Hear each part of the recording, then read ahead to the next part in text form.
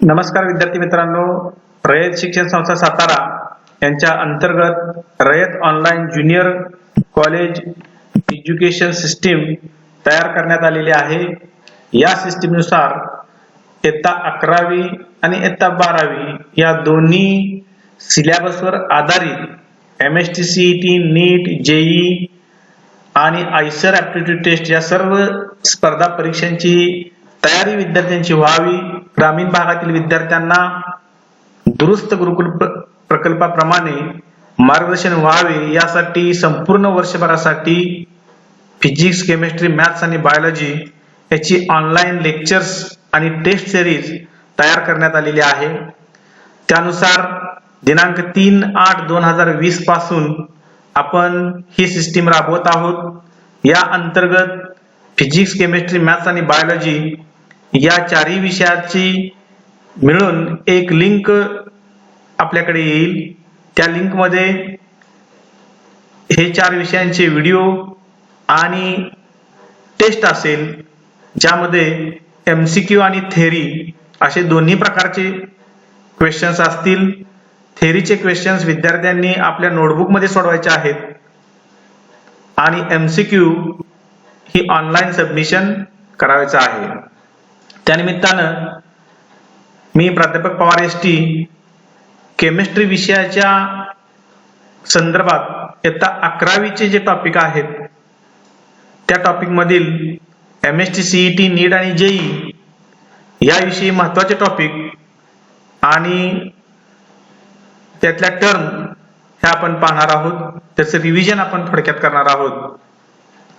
सुरुवातीला इयत्ता 11वी मध्ये जे 16 टॉपिक होते त्या 16 टॉपिक मधील सर्वचे सर्व टॉपिक हे नीट आणि जेईई साठी असतात, मात्र काही ठराविक टॉपिक हे MST CET साठी असतात। ते टॉपिक कुठले आहेत ते आपण पाहूया। MST CET साठी some basic concepts of chemistry, introduction to analytical chemistry, chemical bonding, redox reaction, basic principles of organic chemistry, hydrocarbons, elements of group first and second, elements of group 13, 14 and 15 and states of matter असे हे chapter आहेत। हे जर पाहिलं आपण तर हे फिजिकलचे chapter आहेत, हे इनऑर्गॅनिकचे आहेत आणि ऑर्गॅनिकचे आहेत। अशा पद्धतीनं फिजिकल, इनऑर्गॅनिक आणि ऑर्गॅनिक या सर्व सेक्शनचे चॅप्टर हे MST CET साठी 11वीतले आहेत आणि 12वीतले जर पाहिले आपण तर 12वीचे 16 टॉपिक हे CET साठी असणार आहेत। 11वीचे जे ठराविक टॉपिक आहेत ते आपण पाहिले, प्लस 12वीचे जे 16 टॉपिक आहेत ते MST CET साठी असणार आहेत। नीट साठी मात्र संपूर्ण 11वी आणि 12वी हा दोन्ही सिलेबस असतो। त्या दृष्टिकोनातून विद्यार्थ्यांची तयारी व्हावी यासाठी 11वीतले टॉपिक सुद्धा आपण रिव्हिजन साठी घेतो आहोत आणि त्या अंतर्गत 11वीचे टॉपिक संपल्यानंतर 12वीचे सर्व टॉपिक आपण वर्षभर कव्हर करणार आहोत। जे सिलेबस रिड्यूस केलेला आहे त्यामध्ये सर्व टॉपिक मधील थोडासा भाग वगळण्यात आलेला आहे, तो आपण सोडून संपूर्ण सिलेबस कव्हर करणार आहोत। यामध्ये जो फर्स्ट टॉपिक आहे some basic concepts of chemistry 11वी मधला, त्यातल्या काही इम्पॉर्टंट टर्म जर पाहिले आपण तर matter, what is matter? Matter is anything that occupies volume and have a mass and it is divided into 2 parts, pure substances and mixture. Pure substances are again classified into 2 parts, elements, compounds, and elements are classified as metals, non-metals, metalloids. All these terms we have seen in the periodic table also, and we have to see the mixtures, homogeneous mixtures and heterogeneous mixtures.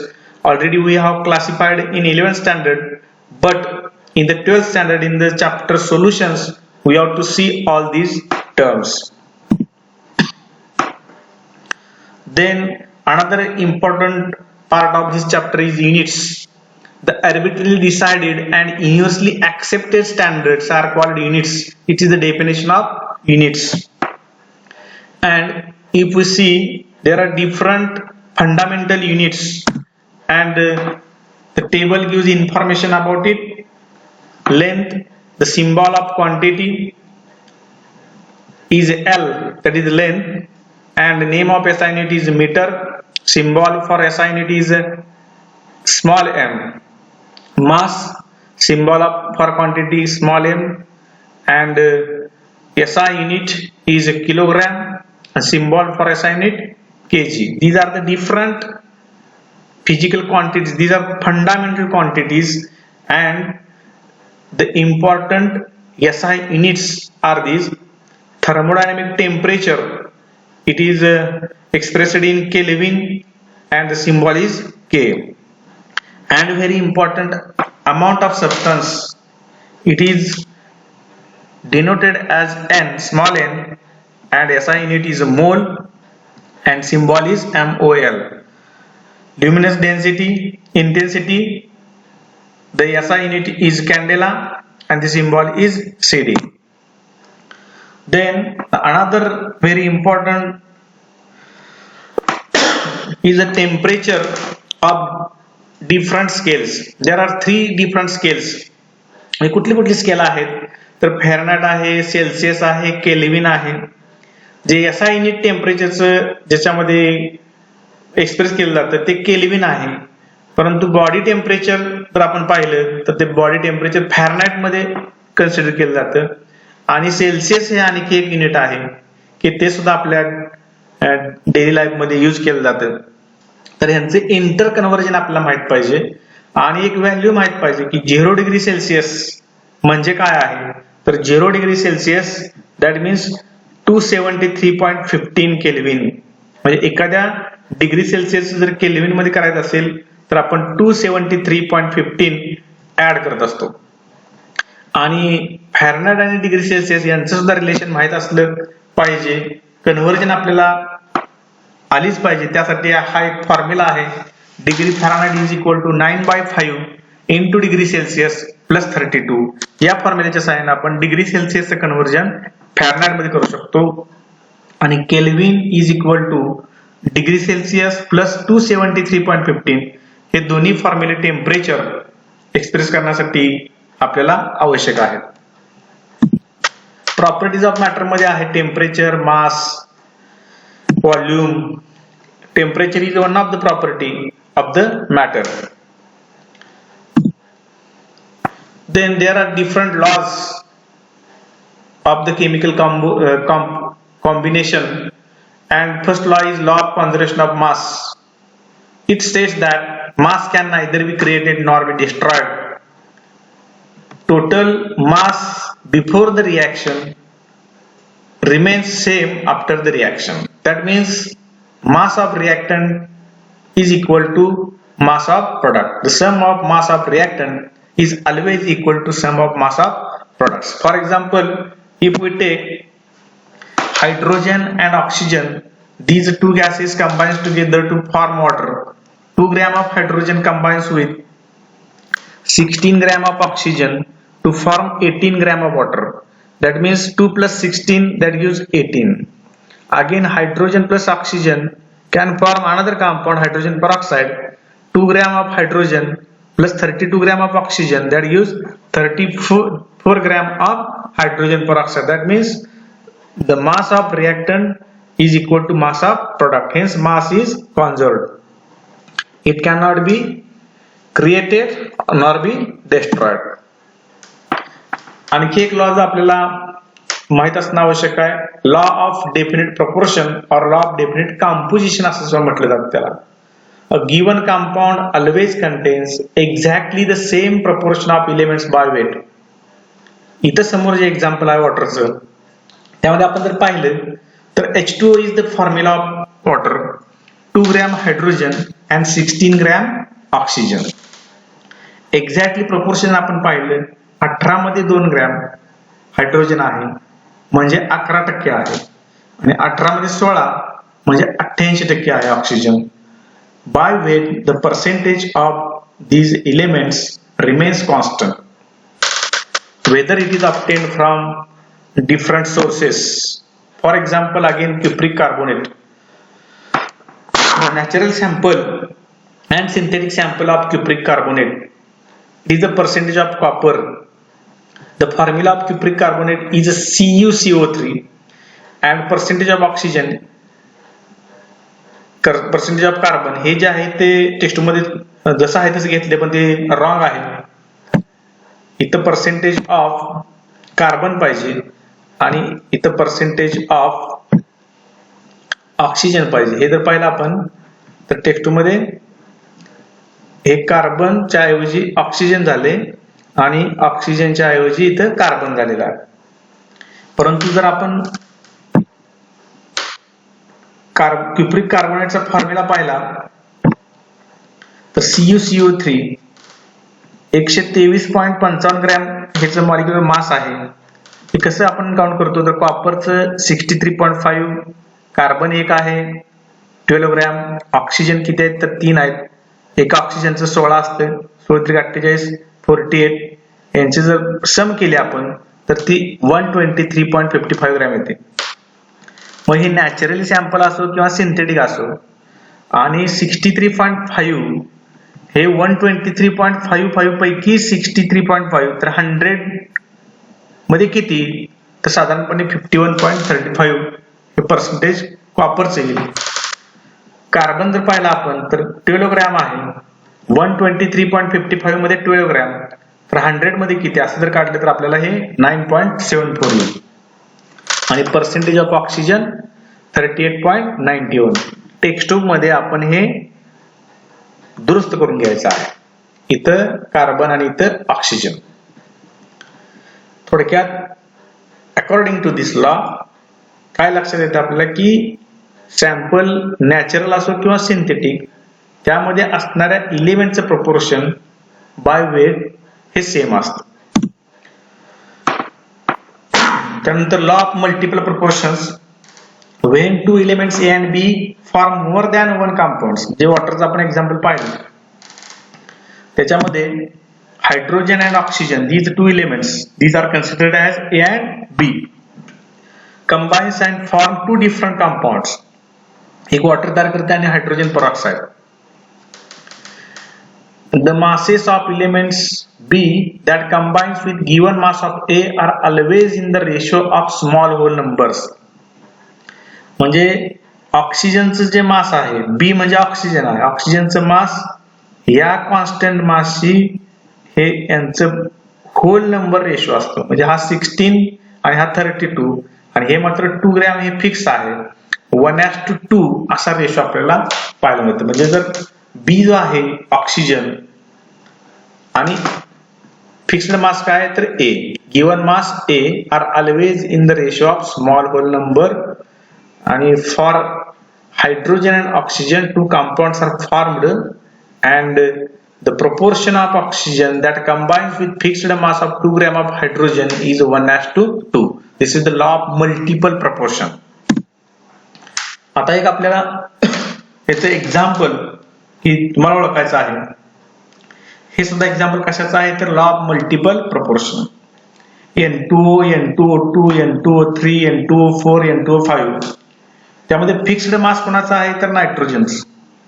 किती आहे 28 parts म्हणजे 28 gram nitrogen आहे. तो पहिल्या compound मध्ये N2O मध्ये एका ऑक्सिजनशी combine झालेला आहे म्हणजे 16 ग्रॅम, 16 पार्ट्स बरोबर 28 पार्ट्स कंबाईन्ड विथ 16 पार्ट्स. N2O2 मध्ये 2 ऑक्सिजन आहेत म्हणजे किती असणार इथं आपल्याला 32. हे आपण लक्षात घ्यायचं आहे. मग हे जे आपल्याला पूर्ण करायचं आहे N2O3 किती असेल 48 ग्रॅम. अशा पद्धतीने N2O4, N2O5 तुम्ही ट्राय करायचा आहे.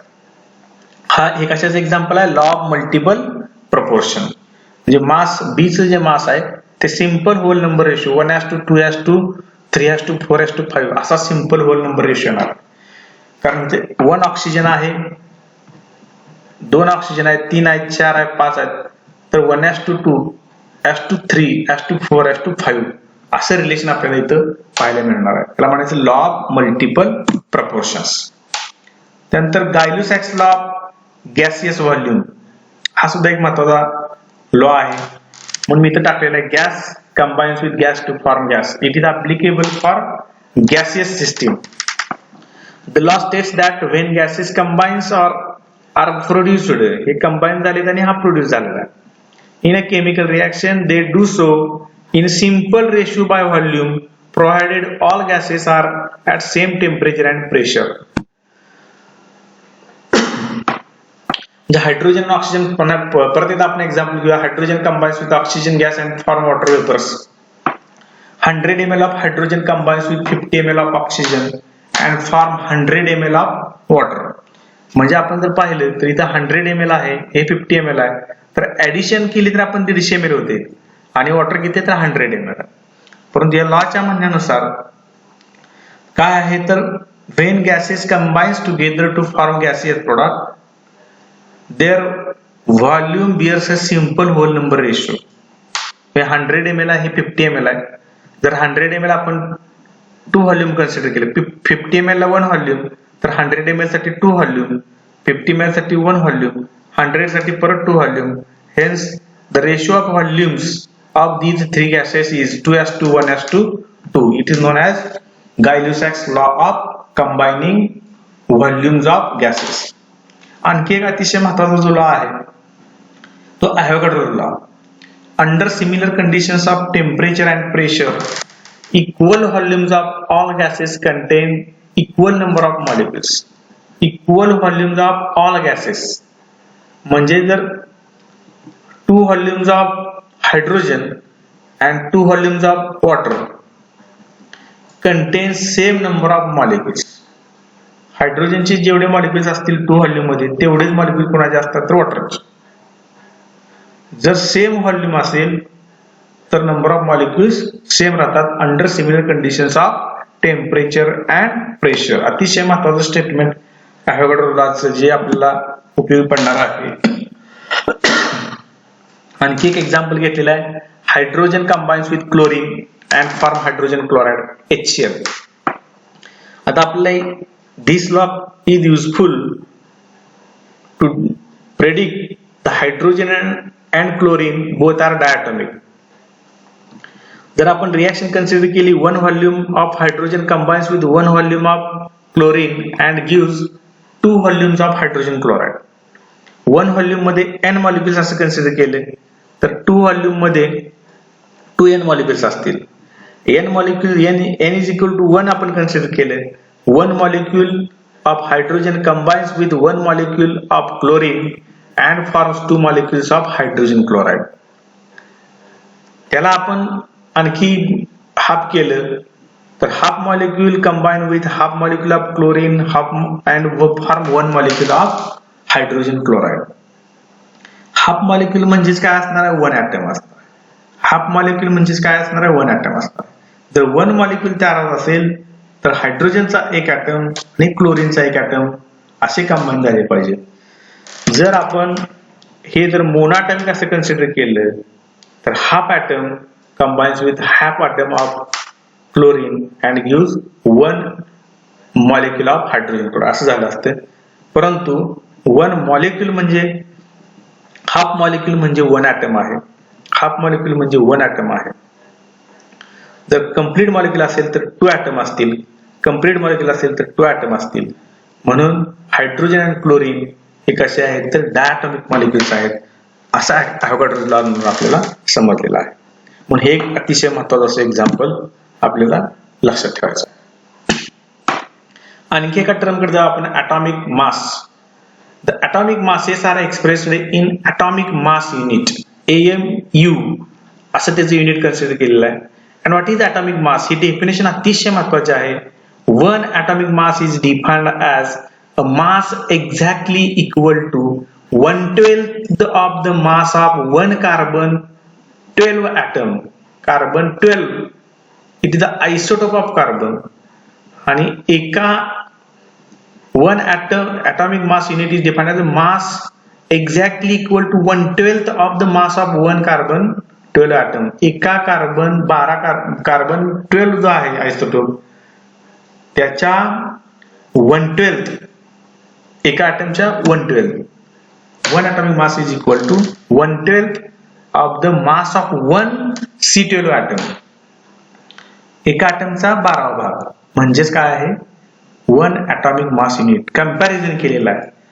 These all the masses are compared with the carbon 12 mass. म्हणून त्याला म्हटलेलं आहे 1 atomic mass unit. आणि त्याची जी व्हॅल्यू येते ती 1.66056 into 10⁻⁻24 gram. 1 atomic mass unit is equal to 1.66056 into 10⁻⁻24 gram. ही एक व्हॅल्यू आपल्याला लक्षात ठेवायची आहे.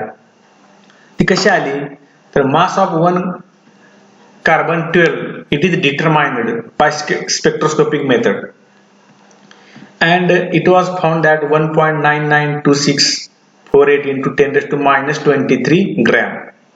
ही जे मासेस आहेत ते न मोजता येणारे मासेस आहेत सहजासहजी, म्हणून relative mass is considered. Atomic mass हे रिलेटिव्ह मास कन्सिडर केलं जातं and it is compared with carbon 12 like this. For example, we will see mass of an atom of oxygen in gram is 26.56896 into 10⁻⁻24 gram. What is the atomic mass of oxygen in mu? Mu is the atomic mass unit, AMU. It is denoted by mu. तर आपल्याला हा problem सोडवायचा आहे की याचा atomic mass unit मध्ये convert करायचा आहे. आता आपण पाहिलं 1 atomic mass unit correspond to 1.66056 into 10⁻⁻24 gram. और आपण असं म्हणू शकतो की 1.66056 into 10⁻⁻24 gram correspond to 1 atomic mass unit and we have given 26.56896 into 10⁻⁻24 gram correspond to how much. अशा पद्धतीने आपल्याला कॅल्क्युलेशन करायचं आहे. तर आपण पाहिलं जे सोल्युशन मध्ये मास दिलेला आपल्याला ते आपण मास घेतले आणि आता मी सांगितले की 1.66056 into 10⁻⁻25 gram correspond to 1 atomic mass unit, that is 1 mu. Hence 26.56896 into 10⁻⁻24 gram correspond to how much. अशा पद्धतीने जर कॅल्क्युलेशन केलं तर हे येणार आहे 16 mu. त्या म्हणलाय ऑक्सिजनचा ॲटॉमिक मास युनिट काय आहे तर 16 mu. मग त्याचा एका ॲटमचं मास दिलं तर आपला ॲटॉमिक मास काढता येते किंवा ॲटॉमिक मास वरून एका ॲटमचं मास आपल्याला काढता येते.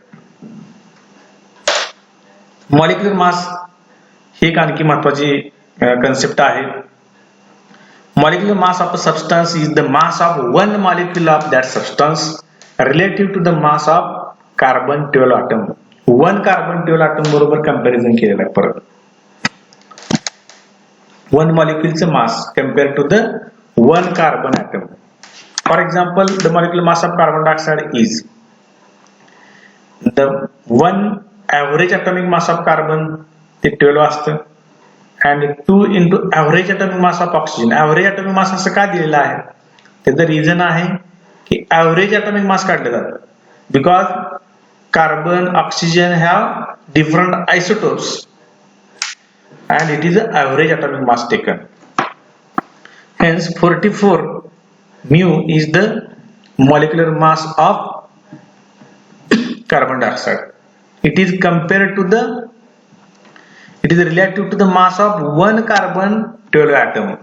असं रिलेटिव्ह मास काढलं जाईल त्याला मॉलिक्युलर मास असं म्हटलं जातं. तर मोल ही एक अतिशय महत्वाची कन्सेप्ट आहे.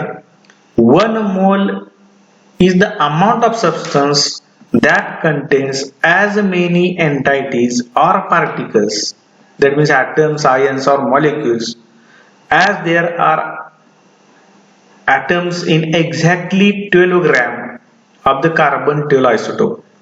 मोल म्हणजे स्वतःच आहे 12 ग्रॅम कार्बन मध्ये 12 ग्रॅम जो C12 आयसोटोप आहे त्यामध्ये असणाऱ्या पार्टिकलची टोटल संख्या म्हणजे 1 मोल आहे. मोल ही कन्सेप्ट अशी आहे की जसं आपण 1 डझन बनाना असं म्हणतो की 1 डझन म्हणजे 12 बनाना असतात त्याच पद्धतीचं मोल कन्सेप्ट आहे. की 1 mole contains the number of molecules, atoms, ions that equal to the 12 gram of the carbon 12 isotope. म्हणजे 12 ग्रॅम कार्बन मध्ये जेवढे atoms असतात, ions असतात, molecules असतात, ते म्हणजे 1 मोल आहे. आणि ती किती आहेत तर त्याचे कॅल्क्युलेशन ठरलेलं आहे. 1 mole of any substance contains how many atoms, ions or molecules or entities or particles, and these are 6.022 into 10 raised to 23 atoms per mole. एका मोल मध्ये हे एवढे atoms असतात. जसं मी म्हटलं की 1 डझन केळी म्हणजे 12 केळी, तशाच प्रकारे 1 मोल म्हणजे 6.022 into 10 raised to 23 atoms, ions or molecules, and it is determined by experimental method that the mass of one atom of carbon 12 is determined by mass spectrometer, and it was found 1.9926 into 10 raised to minus 23 gram. आणि त्याच्यावर आपण number of atoms in 12 gram of carbon 12 हे divide करून आपण काढले तर number of atoms किती येतात 6.022 into 10 raised to 23 atoms per mole. And thus 1 mole is the amount of the substance that contains 6.022 into 10 raised to 23 particles or entities such as atoms, ions or molecules, whatever it may be. जर NaCl compound असेल तर Na plus आणि Cl minus ions असतात, म्हणून ions आपण म्हणू त्याला. Molecules H2O हा मॉलिक्युल आहे. ॲटम्स हायड्रोजन, नायट्रोजन, ऑक्सिजन यांचे ॲटम्स आपण काढू शकतो. अशा पद्धतीने 1 mole of any substance that contains 6.022 into 10 raised to 23 particles entities. एका मोल मध्ये एवढे पार्टिकल्स असतात. आणखी एक आपल्याला टर्म पाहिजे की मोलार मास. मॉलिक्युलर मास आणि मोलार मास याच्यामध्ये काय फरक आहे नेमका, तो अतिशय महत्वाचा आपल्याला पॉइंट इथे पाहायचा आहे की molar mass, the mass of 1 mole of substance, 1 mole of substance in grams is called its molar mass. म्हणजे 1 मोल म्हणजे काय तर एवढे पार्टिकल्स आहेत, या पार्टिकल्स असणारं मास म्हणजेच मोलार मास. पार्टिकल किती आहेत 6.022 into 10 raised to 23 पार्टिकल्स. या पार्टिकलचं टोटल मास म्हणजेच 1 मोल ऑफ सबस्टन्स, त्याचं मास म्हणजे मोलार मास, आणि हे ग्रॅम मध्ये एक्सप्रेस केलं जातं. आणि molecular mass it is expressed in atomic mass unit or unified mass. युन दाखवलं जातं आणि हे ग्रॅम मध्ये दाखवलं जातं. मोलार मास ग्रॅम मध्ये एक्सप्रेस केलं जातं and molecular mass is in unified mass. Numerically, the value of molar mass and molecular mass is the same, but molecular mass is expressed in atomic mass unit and molar mass is expressed as grams per mole.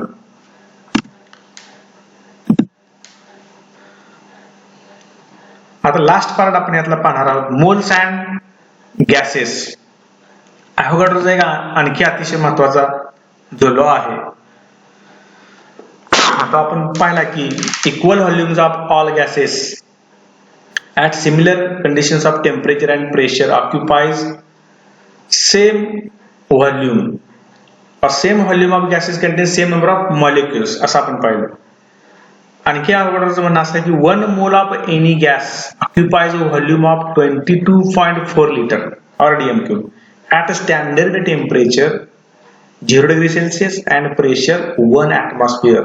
STP condition म्हणजे काय तर 0 degree Celsius and 1 atmospheric pressure is known as STP condition, and at STP 1 mole of any gas occupies the volume of 22.4 dm cube or 22.4 liter and it is known as molar volume of gas. अतिशय महत्त्वाचा point आहे की molar volume म्हणजे काय तर 1 mole of any gas occupies the volume of 22.4 liter. जर half mole gas असेल तर 11.2 dm cube. अशा पद्धतीने आपल्याला रिलेशन लावता येतं. मोल आपलं नंबर ऑफ मोल्स माहित असेल तर त्याचं आपलं व्हॉल्यूम डिटरमाइन करता येईल. म्हणून ही एक अतिशय महत्वाची कन्सेप्ट आहे, number of moles and gases.